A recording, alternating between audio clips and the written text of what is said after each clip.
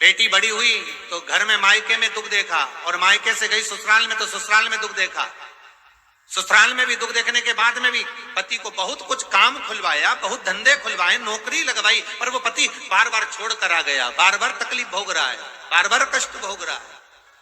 फिर थोड़े दिन काम करता है, थोड़े दिन छूट जाता है, फिर व्यापार में बढ़ता है, फिर छूट जाता है, फिर कोई दुकान खुलवाई, थोड़े दिन अच्छी चली, फिर वापस वहीं घर पर आकर बैठ गया। अर्थात उसके जीवन में वो शूलता चल रही है। तो बाबा देवाधिदेव महादेव कहते हैं ये 3 घड़ी, 3 पल, 3 नक्षत्र, 3 समय, 3 दिन में जो शूल मुझे समर्पित करता है उसके जीवन से मैं शूल हटा देता हूं। वो 3 दिन लिखे स्कंद पुराण।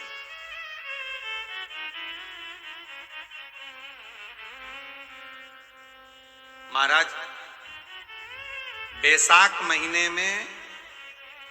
जो प्रदोष आती है, बैसाख के महीने में बहुत ध्यान से सुनना भाई, जो अपनी जिंदगी से बहुत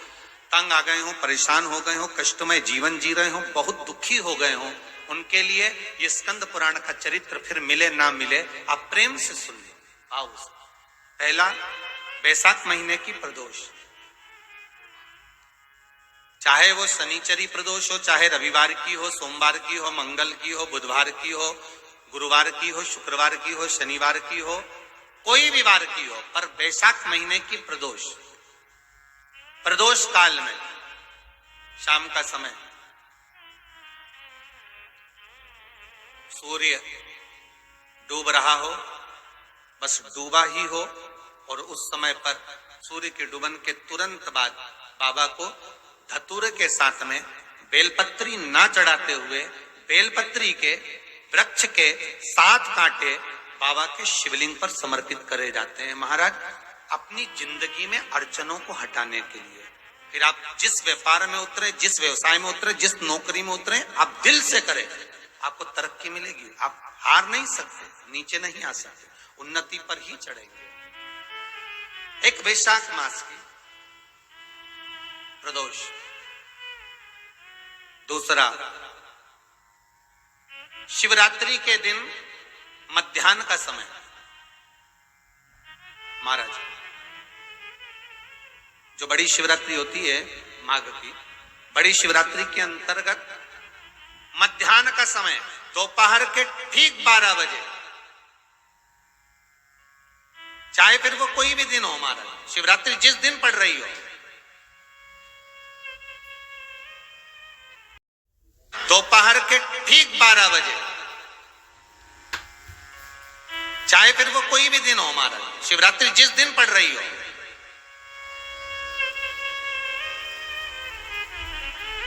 उस दिन भी धतूरे के साथ बाबा को 7 कांटे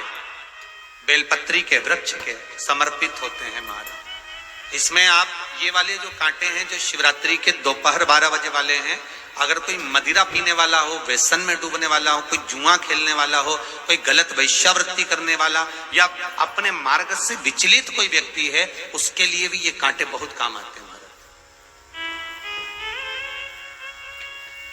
दूसरा, पार्वती तेरे द्वारा तेरे नयन अश्रु से जो प्रगटा हुआ बेल का वृक्ष है, द्वितीय शूल मैं वहां धारण करता, तृतीय शूल, तीसरा शूल जो वर्णन करा गया। महाराज भगवान श्रावण के महीने में जो भी दूसरा सोमवार पड़े,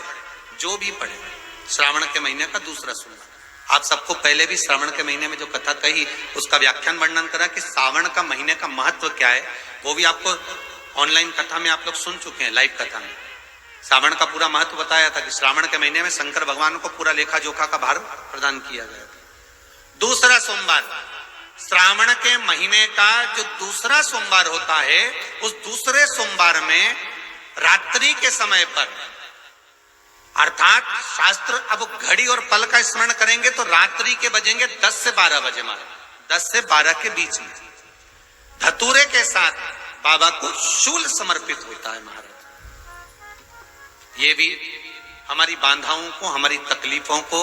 व्यापार व्यवसाय के लिए, नौकरी सर्विस के लिए, बहुत सारे एग्जाम में आप बैठ लिए, गवर्नमेंट एग्जाम के लिए बैठ लिए, नहीं हो रहा। ये 3 बार मेरे शंकर को बेलपत्री के वृक्ष के